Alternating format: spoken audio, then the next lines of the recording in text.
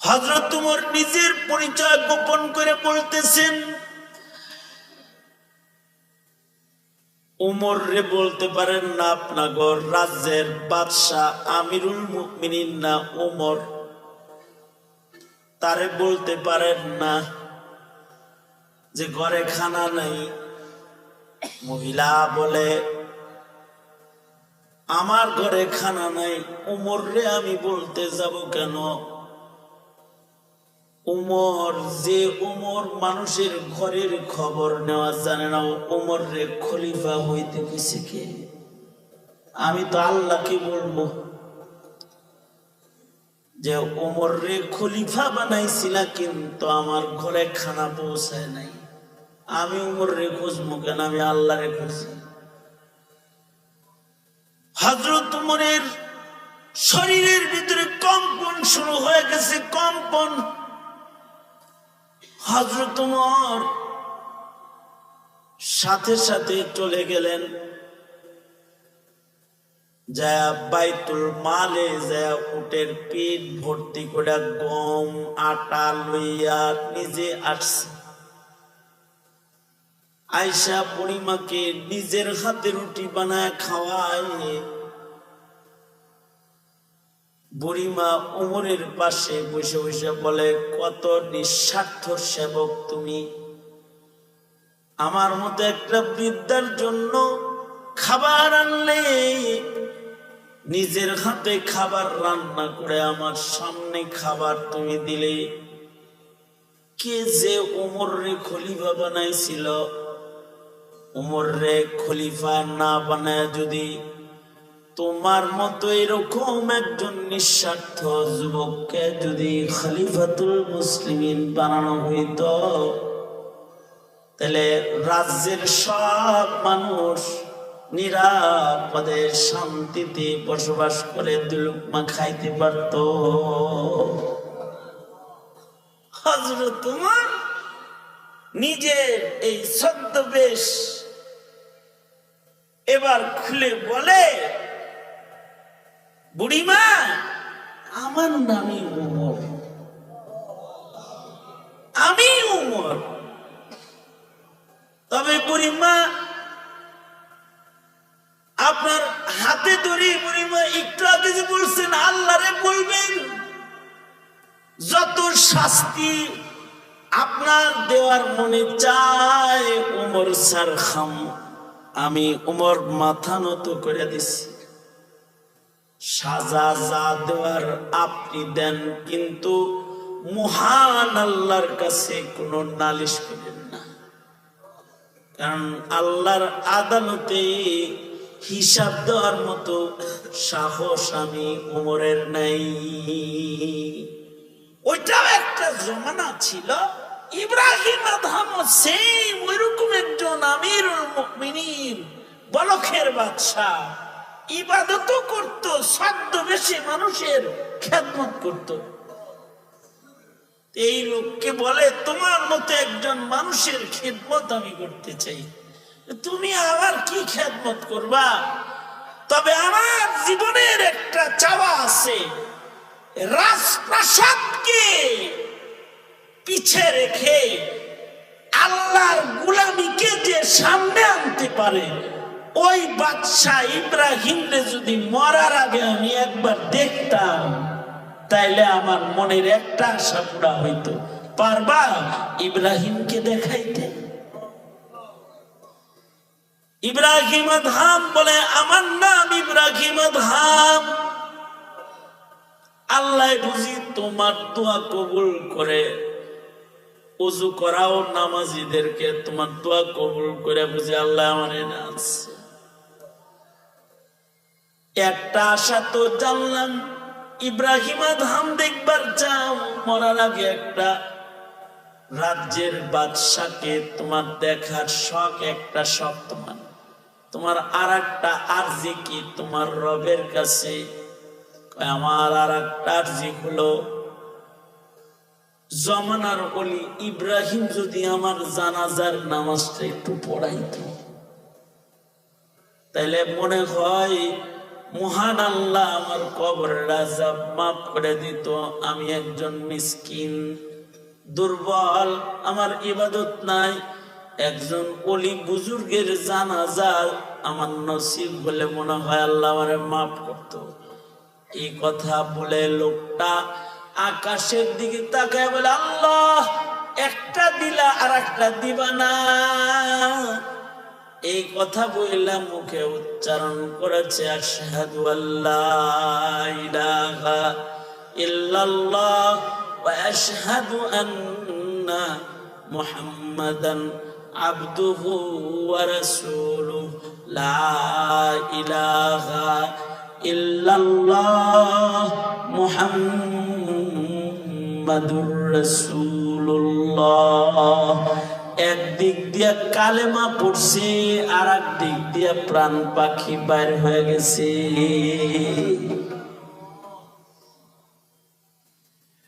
মানুষ ওযু করাইতো, এ কারণে আল্লাহ তাআলা তার দোয়া কবুল করছে। এক সাহাবী, মুসলিম শরীফের রিওয়ায়াত, এক সাহাবী নবীজিকে ওযু করাইছে, নবী খুশি হয়ে গেলেন। খুশি হয়ে নবীজি বলে কি, এই সাহাবী তুমি আমাকে ওযু করাইছো, আমি খুশি হয়ে গেছি। সালমা শিতা, তোমার যা মনে চায় আমার কাছে চাও, যা চাইবা আমি তোমাকে তাই দেব। আমাদের যদি এমন কেউ কিছু বললো না যে যাও যা চাও তাই দিব, তা আমরা বলতাম 10 কেজি সোনা চাই, এক টুকরা হীরা চাই, এবারের মতো এমপিটা হতে চাই, এগুলো বলতাম আমরা। কিন্তু আশ্চর্য, এই সাহাবী বলে কি, আমি যা চাই তাই দিবেন আমাকে? হ্যাঁ, তুমি যা চাও তাই দেব তোমাকে। সাহাবী বলে কি, আমি চাই রিফাকাতুকা ফিল জান্নাহ, আপনার সাথে আল্লাহ জান্নাতে বন্ধু হয়ে থাকবার চাই। সুবহানাল্লাহ। আরো আস্তে করে বলেন, আরেকটু আস্তে করে বলেন, আরেকটু আস্তে করে বলেন, আরেকটু আস্তে করে বলেন। কত সুন্দর চাওয়া, রিফাকাতুকা ফিল জান্নাহ, আপনার সাথে জান্নাতে বন্ধু হয়ে থাকবার চাই। কল্পনা করি কখনো যে কার লগে জান্নাতে থাকবো? যদি এগুলো কল্পনা করতাম তাহলে মৌলবীর সাথে খারাপ ব্যবহার করতে পারতাম না, ইমামরে চোখ রাঙাইতে পারতাম না, মুয়াজ্জিনকে ধমকে দিতে পারতাম না, আলেমকে হাতকড়ি লাগাইতে পারতাম না, জেলখানায় ভরে রাখতে পারতাম না, গালি দিতে পারতাম না, পীর মাশায়েখকে আঘাত করতে পারতাম না, দাওয়াত ও তাবলীগদের ভাই দিনের পথে ডাকে তাদের তিরস্কার করে মসজিদ থেকে বের করতে পারতাম না। এগুলো কল্পনা করি আমরা কল্পনা করি। তো সাহাবী বলে রিফাকাতুকা ফিল জান্নাহ, রিফাকাতুকা ফিল জান্নাহ, আমি জান্নাতে আপনার সাথে বন্ধু হয়ে থাকতে চাই। কত সুন্দর চাওয়া চাইছে। ওই যে শেষ বক্তা যিনি, তিনি আয়া বসছেন, শেষ বক্তারে চিনেন? আল্লামা তাবারকুল্লাহ দামাত বারকাতুহু।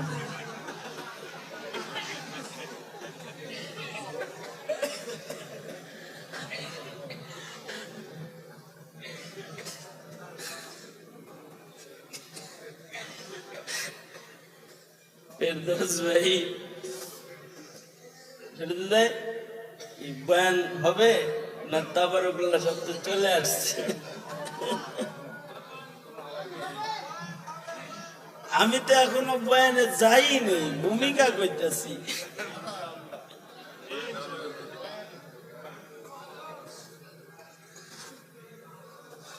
রমজান মাস, ভাবছি চান্স যখন পাইছি রাত জাগানোর কিছু খাসলত হোক, আর কিছুক্ষণ জাগায় রাখি, এরকম একটা নিয়ত করে পড়ছি। তা যেভাবে ডেকচির আওয়াজ চলছে তাতে আমাকে বলা হচ্ছে যে তাবারাকুজ কামিল, আপনি জানগা আল্লাহ এমপি সাহেব বল মারো দুনা হাত উপরে তোলেন তো নাড়াচাড়া দেন দেখি ফিলিস্তিন যাবেন ফিলিস্তিন যাবেন ফিলিস্তিন ফিলিস্তিন ফিলিস্তিন ফিলিস্তিন হ্যাঁ সোজা করেন সোজা করেন জোরে বলেন আল্লাহু আকবার আল্লাহু আকবার আল্লাহু আকবার হাত নামান এই যেমন আমার দিকে ছিলেন এইভাবে আমার সাথে কয়েকটা মিনিট থাকেন আমি একটা জায়গায় চলে যাই সেটা হলো সাহাবী বলে কি সাহাবী কি বলল রিফাকাতুকা ফিল জান্নাহ আমি আপনার সাথে জান্নাতে থাকতে চাই ভালো মানুষের সাথে জান্নাতে থাকতে চায় নবীর সাথে জান্নাতে থাকতে চায় কিন্তু আশ্চর্য লাগে মুসলমানের ঘরে জন্মায় যারা কাদিয়ানীর লগে থাকবার চায় ইহুদির লগে থাকতে চায় নাস্তিক আর মুরতাদ আর বেঈমানের লগে ওরা থাকবার চায় বেঈমানের সাথে থাকতে চায় ওদের জন্ম মুসলমানের ঘরে কিন্তু সাহাবী কি বলে রিফাকাতুকা ফিল জান্নাহ আপনার সাথে জান্নাতে থাকতে চাই আল্লাহর রাসূল বললেন সাহাবী বলে রিফাকাতুকা ফিল জান্নাহ আল্লাহর রাসূল বলেন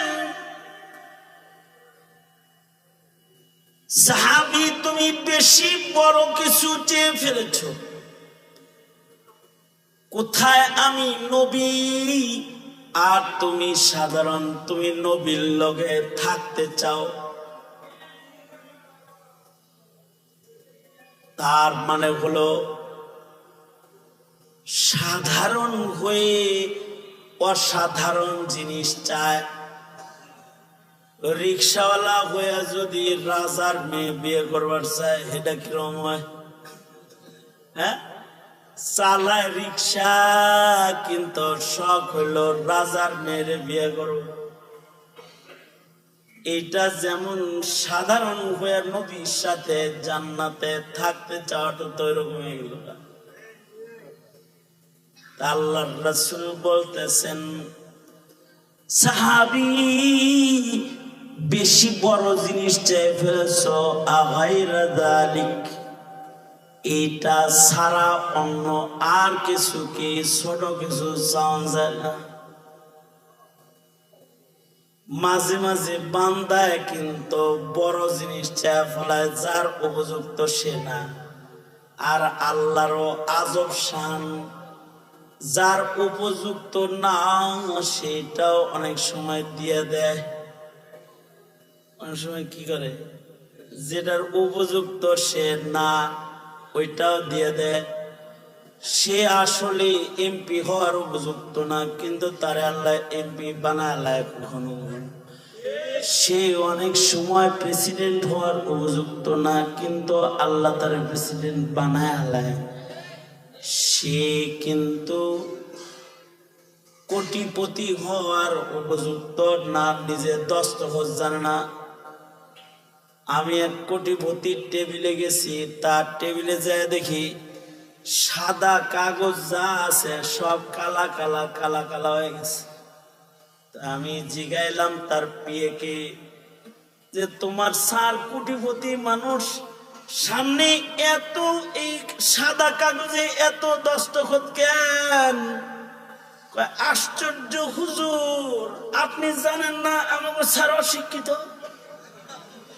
উনি যদি দস্তখত ট্রেনিং এ না রাখে তাহলে ব্যাংকে যে ওইটা মিলে না যখনই ফাঁক পায় এই দস্তখত খালি দিতেই থাকে কারণ তার শিক্ষার পুঁজি ওইটুকুনি এই দস্তখত যদি কলম কোরআনি বাদ দেয় তাহলে ব্যাংকে যায় অন্যরকম হয়ে যায় এই কারণে মনের দুঃখে স্যার যতক্ষণ পয়সা থাকে ততক্ষণ বয়ে বয়ে খালি সাদা কাগজে কলম গোড়ায়।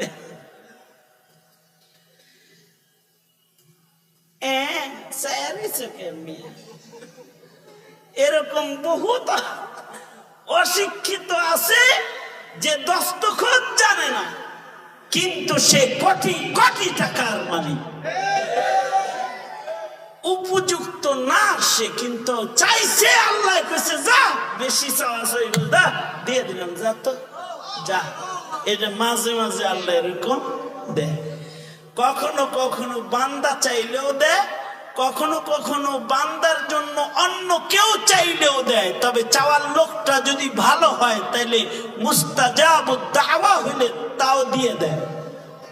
যেমন যেমন মুসা আলাইহিস সালাম বলে, আল্লাহ জান্নাতে আমার দোস্ত কে হবে? আল্লাহ কয় কসাই। বাজারে গোশত বিক্রি করে কসাই তোমার জান্নাতি দোস্ত বন্ধু হবে। পয়গম্বর মুসা বলে, আল্লাহ আমি একজন রসূল, আমি একজন নবী, নবী হইয়া জান্নাতি বন্ধু পাইলাম, একটা কসাই রে কেমনে এটা একটু দেখতে যাইতে চাই। আল্লাহ বলে, যাও কালিম, যাও দেখে লও কেমনি তোমার জান্নাতি দোস্ত সে হলো, যাও দেখে আসো। কোথায় থাকে সে?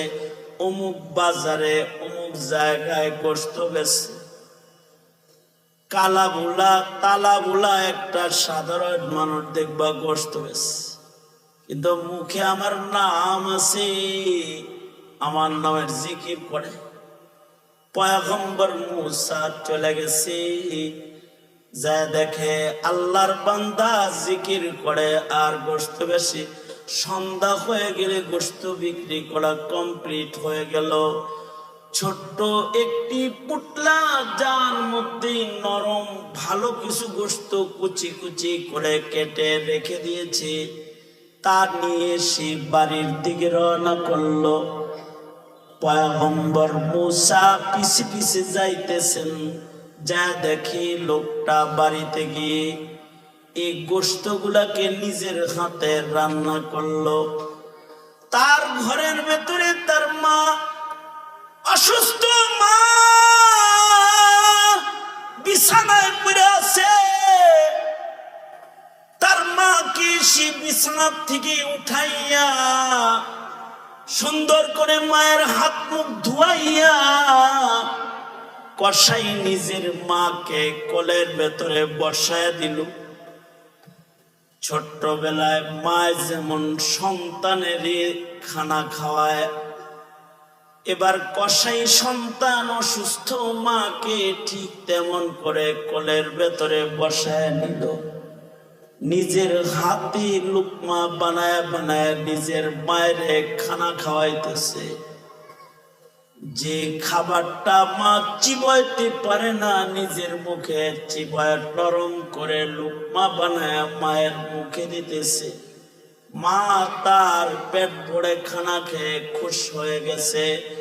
সন্তানের মুখ হাতায়, সন্তানের গালে চুমু খায়, সন্তান রে জড়ায় ধইরা মা দোয়া দেয় আর আল্লাহকে বলে, মাওলা গো, মায়ের দোয়া না সন্তানের জন্য কবুল। আমার এই অযোগ্য ছেলেটা আমার খেদমত করে আমারে খুশি করে ফেলেছে, কিন্তু আমি আমার এই সন্তানের জন্য তোমার কাছে একটা যোগ্য পুরস্কার চাইতেছি। সেটা হলো, আমার যে সন্তান খেদমত করে আমায় খুশি করেছে, আমি তার জন্য দোয়া করি, মাওলা জমানার পয়গম্বর মুসা নবীর সাথে আমার সন্তানরে তুমি জান্নাতের দোস্ত বানায় জায়গা দিবা। আল্লাহর পয়গম্বর বলে, বুঝেছি মাওলা, কিভাবে কসাই নবীর দোস্ত হয়। কবুল দুয়া দিয়া অযোগ্য কখনো যোগ্য হয়ে যায়। পয়গম্বর বলে, এই সাহাবী, এত বড় কিছু চাইলি কেন? তুই তো নবীর মাকামে থাকার এত বড় জিনিস চাইতে পারিস না। সাহাবী বলে, ভালোবাসার কারণে চাইতে পারি আমি। সাহাবী বলে, মোহাব্বতের কারণে, প্রেমের কারণে আমি চাইতে পারি, কারণ আমি আপনাকে ভালোবাসি। আমি যদি এইটা না পাই তাহলে আর কিছু আমার দরকার নাই, আর কিছু আমার লাগবে না, এটা এইটাই চাই। যদি আল্লাহর পয়গম্বরে আমি জান্নাতি বন্ধু হিসেবে না পাই তাহলে আমার অন্য আর কিছু দরকার নেই।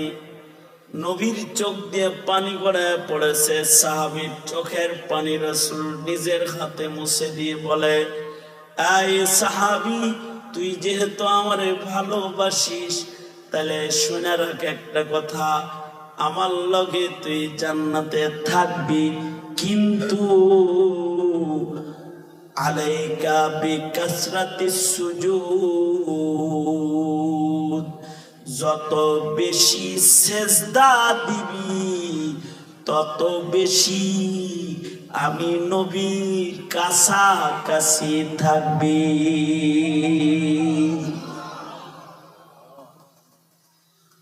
মৌলবীদেরকে ভালোবাসো, ভালো কথা, ওয়াজ শোনো রাত জেগে, তাও ভালো কথা, কিন্তু যারা নামাজ পড়ো না তারা মৌলবীদের কাছে থাকতে পারবে না, এই হাদিস প্রমাণ করে। শুধু ভালোবাসা দিয়ে হবে না, অবশ্যই ভালোবাসার দাম আছে। ভালোবাসলেও জান্নাতে সাথে থাকা যাবে, কিন্তু নিকটতম হইতে সেজদা লাগবে। সেজদা, রাসূলের কাছে থাকতে সেজদা লাগবে। এই কারণে আমি আয়াত পড়েছি, সাহাবায়ে কেরামের সেজদা বেশি, সাহাবায়ে কেরামের কপালের ভেতরে সেজদার দাগ বেশি। আল্লাহু আকবার জোরে করে বলেন।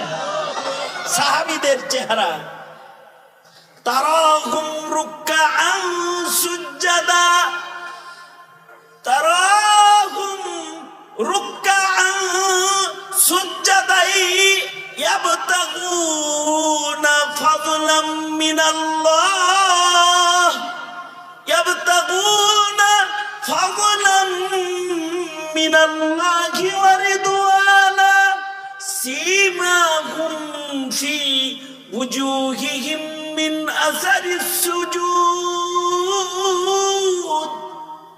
সাহাবীদের চেহারার ভিতরে হলো সেজদার দাগ। তুমি মুসলমানের আওলাদ, কিন্তু তোমার চেহারার ভেতরে ইহুদ নাসারার কাটিং, তোমার মাথার চুলটা কাফের মুশরিকের মতন, তোমার গায়ের লিবাসটার ভেতরে পশ্চিমাদের ঢং, তোমার চেহারার ভেতরে নেশাগ্রস্তের একটা ছাপ, চোখ দিয়া লাল লাল দোয়া বেরিতেছে, ঠোঁটের ভেতরে বিড়ি টানতে টানতে সাদা বানায় ফেলেছ, মদ খাইতে খাইতে মুখে দুর্গন্ধ বানায় ফেলেছ, গাঁজা টানতে টানতে টালমাটাল হয়ে গেছ, জমিনে হাঁটো না আকাশে ওড়ো, নিজে টের পাও না। তোমার ভেতরে তাকাইলে গুনার আসারাত দেখা যায়। আর সাহাবীর রং হলো, সাহাবীদের দিকে তাকাইলে তাদের চেহারার ভেতরে সেজদার দাগ দেখা যায়। আল্লাহু আকবার জোরে করে বলেন আল্লাহু আকবার। সুতরাং ওয়াজ তো গভীর রাত পর্যন্ত আপনারা শ্রবণ করেছেন। আমি একটা ওয়াদা করাতে চাই আপনাদেরকে, সেটা হলো এই, নবীর সাথে থাকতে, আলেমদের সাথে জান্নাতে থাকতে এবং নৈকট্যশীল অবস্থান জান্নাতে গড়তে নামাজের আর সেজদার আধিক্য জিন্দেগিতে বাস্তবায়ন করার একটি দৃঢ় শপথ কি গ্রহণ করা যায় না রে যুবক ভাইরা? আর নামাজ কাজা হবে না ইনশাআল্লাহ। চিল্লায় বলো, হাত তোলো, হাত তোলো, বলো ইয়া আল্লাহ, জোরে বলো ইয়া আল্লাহ। ওয়াদা করিতেছি আর কোনদিন নামাজ কাজা করব না। ইয়া আল্লাহ, ওয়াদা করিতেছি রমজানের রোজা ভাঙব না, জুলুম করব না, আলেমদেরকে ভালোবাসবো, আল্লাহওয়ালাদেরকে ভালোবাসবো ইনশাআল্লাহ। চিল্লায় জোর করে বলো, হ্যাঁ না আরো জোরে আওয়াজ করে বলো, আওয়াজ করে বলো। যদি হায়াতে কখনো নবী প্রেমের স্বাক্ষর রাখার সুযোগ এসে যায়, খাতমে নবুয়ত রক্ষায়, নবীর ইজ্জত রক্ষায় জীবন দিতেও প্রস্তুত থাকবো। চিল্লায় বলো ইনশাআল্লাহ, চিল্লায় বলো। আল্লাহ কবুল করুক, জোরে আওয়াজ করে বলুন আমিন। সাহাবায়ে কেরামের সিফাতের একটি সিফাতও যদি আমাদের ভেতরে এসে যায়, তাহলে হতে পারে এই সিফাতটা নবীজির কাছাকাছি আমাদেরকে নিয়ে যাবে। ভাই জাগ্রত কবি মুহিব খান, ওনার জীবনের শ্রেষ্ঠ কিছু কারনামার ভেতরে একটি হলো আল্লাহর কালামের কাব্যানুবাদ।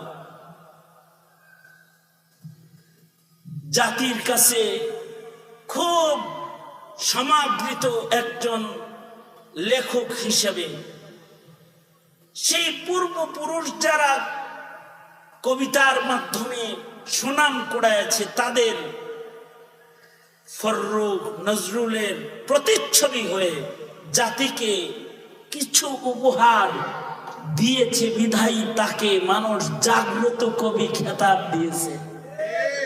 উনি আপনাদের এলাকার বাসিন্দা, আর আমার সাথে ওনার পারিবারিক মহব্বত ভালোবাসা সহকারে বন্ধুত্বের বন্ধন অনেক গভীর।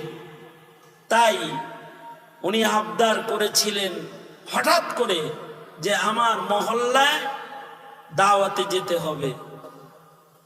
ওনার আবদার রক্ষায় সাহস করে দাওয়াত রেখেছিলাম, কিন্তু আপনারা জানেন আমি মিথ্যা মামলার আসামি,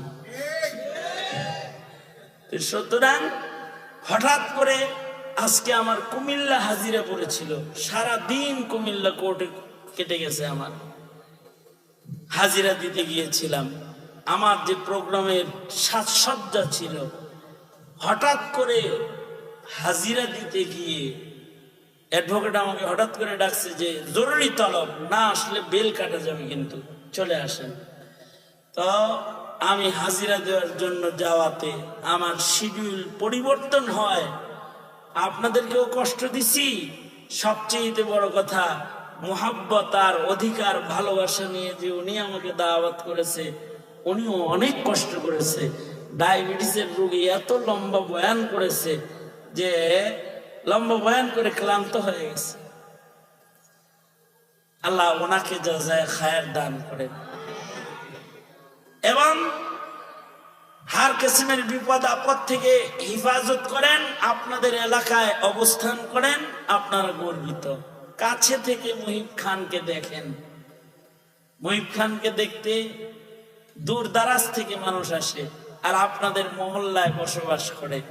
আল্লাহ তাআলা এই মোহাব্বতের কারণে আমি ওনার দাওয়াতে আজকে হঠাৎ মেহমান।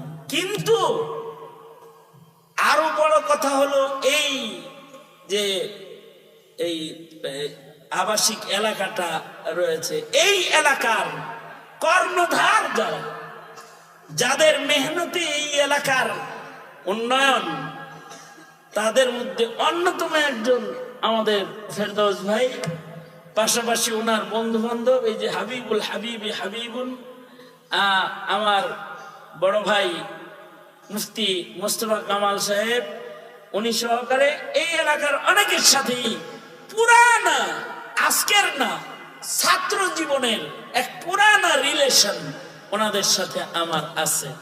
এই সব মিলে আজকের আপনাদের কাছে যে হাজিরাটা দিতে পারছি, কমাস কম এইটাও আমার জন্য অনেক বড় শুকরিয়ার বিষয়। আপনাদেরকে কিছু বললাম, আমি যে সাহাবায়ে কেরামের জীবন চরিত্রের হিস্সাগুলো আপনাদের কাছে বললাম, এর থেকে আপনাদেরকে আল্লাহ তাআলা সাহাবায়ে কেরামের রং নিজেদের ভেতরে আনার, মেহনত করবার শিক্ষা আলোচনা থেকে গ্রহণ করার তৌফিক আল্লাহ দান করুন। জবান খুলে একটু দোয়া করেন, জোরে করে বলেন আমিন। মহল্লার যত মুর্দেগান আছে তাদের আল্লাহ মাফ করে দিক, যত অসুস্থ রোগী আছে তাদের আল্লাহ সুস্থ করে দিক, যারা এই মাহফিলের সাথে জড়িয়ে আছে, যে যেভাবে আছে, সকলকে উত্তম জাযা, উত্তম বদলা আল্লাহ তাআলা দান করেন। ফিলিস্তিনের মজলুমদের জন্য আমাদেরকে কিছু করার তৌফিক আল্লাহ তাআলা দান করেন। জিন্দানখানায় বন্দী আলেমদেরকে মুক্ত করেন। মিথ্যা মামলায় জর্জরিত যারা, তাদেরকে আল্লাহ তাআলা হেফাজত করেন। আমিন বলেন। এ পর্যন্ত বলেই जो कुछ हुआ या रब तेरे करम से हुआ, जो कुछ होगा तेरे करम से ही होगा। তোবারক রেডি, আমরাও রেডি, সব রেডি, ওরাও রেডি। এখন খালি দোয়াটা বাকি আছে। তা আমি অনুরোধ জানাবো, দোয়াটা ইহতিমামের সাথে করে তারপরে তাবারকটা বিতরণ করলে দোয়ার হক হুকুক বেশি করে আদায় হবে। ওরা যদি কল্পনা করে আপনারা একদিক দিয়ে হাত তুলবেন আর একদিক দিয়ে খিচুড়ি হইবেন, তাহলে কিন্তু দুয়ার আহমিয়ত নষ্ট হয়ে যাবে। তবে আপনাদের শৃঙ্খলা যদি আপনারা দুয়ার পরে প্রদর্শন করেন যে আপনারা তাফসীর মাহফিলের শ্রোতা, ধৈর্যের সাথে যদি একটু বসেন, তাহলে আজকে ওয়াজের সাথে নগদ আমলটা হয়ে যাবে। কোনটা ভালো হয়? মোনাজাতের ভিতরে পাইয়া গেলে ভালো হয়, নাকি একটু ধৈর্য ধরে আমল করে গেলে ভালো হয়? ইনশাআল্লাহ, ইনশাআল্লাহ। তাহলে দোয়া অন্য কেউ করবো না, দোয়া আমি সবাই ইস্তিগফার করেন। আস্তাগফিরুল্লাহ রাব্বি মিন কুল্লি যামবি ওয়া আতুবু ইলাইহি লা হাওলা ওয়ালা কুওয়াতা ইল্লা বিল্লাহিল আলিয়্যিল আযীম।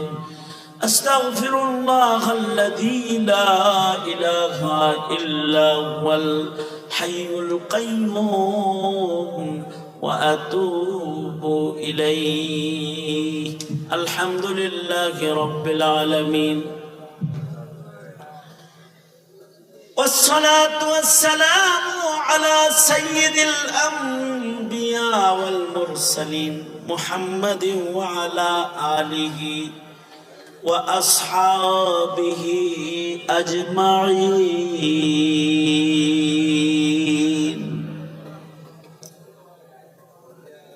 রব্বুল আলামিন এক ঝাঁক তরুণদের মেহনতে আয়োজিত, হিরেখণ্ড যুবকদের মেহনতে, কোরবানিতে বাস্তবায়িত উলামাদের সাদারাতের আজকের মহাসম্মেলন মাযরাত করে গেছে। আল্লাহ, রাস্তায় বসে তোমার বান্দারা হাত তুলে তুলে ওয়াদা করে তিনি পথে চলার প্রত্যয় নিয়েছে।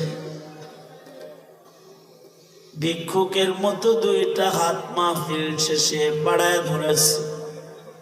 জিন্দেগির সব গুনার জন্য তোমার কাছে মাপ চাই। ওরে মালিক, মেহেরবানি করে আমাদের জিন্দেগির যত গুনাহ আমরা করেছি তুমি মাফ করে দাও আল্লাহ। জেনে না জেনে, অন্ধকারে আলোয় গোপনে প্রকাশ্যে যত পাপাচার করেছি ক্ষমা করে দাও। বেপানাহকে পানাহ দাও, বেরুজিকে রুজি দান করো, অশান্তি দূর করে শান্তির ফয়সালা করো। ওগো আল্লাহ, বুড়াদের আবু বকর বানায় দাও, যুবকদেরকে খালিদ বিন ওয়ালিদ বানায় দাও।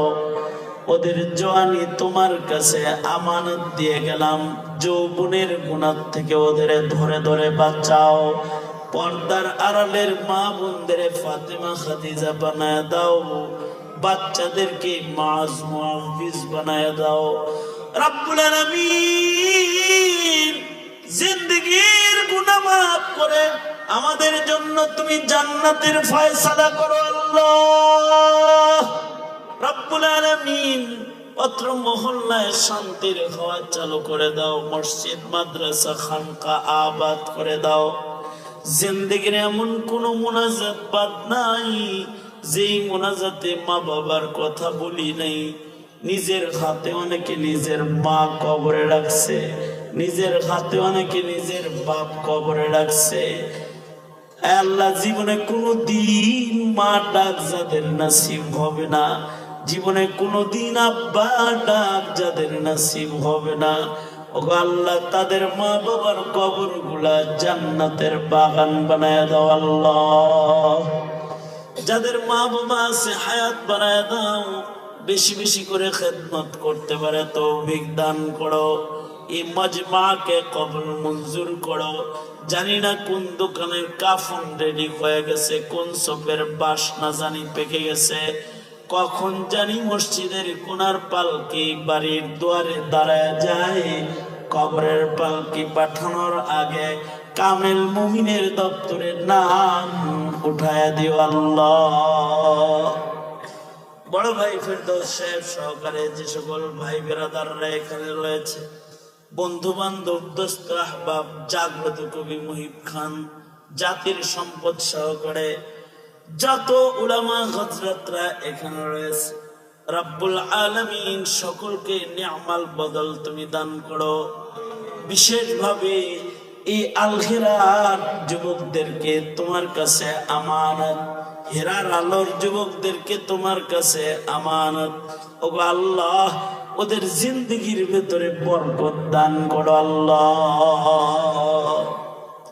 اللهم اجعل ثأرنا على من ظلمنا وانصرنا على من عادانا ولا تجعل مصيبتنا في ديننا ولا تجعل الدنيا أكبر همنا ولا مبلغ علمنا ولا غاية رغبتنا ولا تسلط علينا من لا يرحمنا.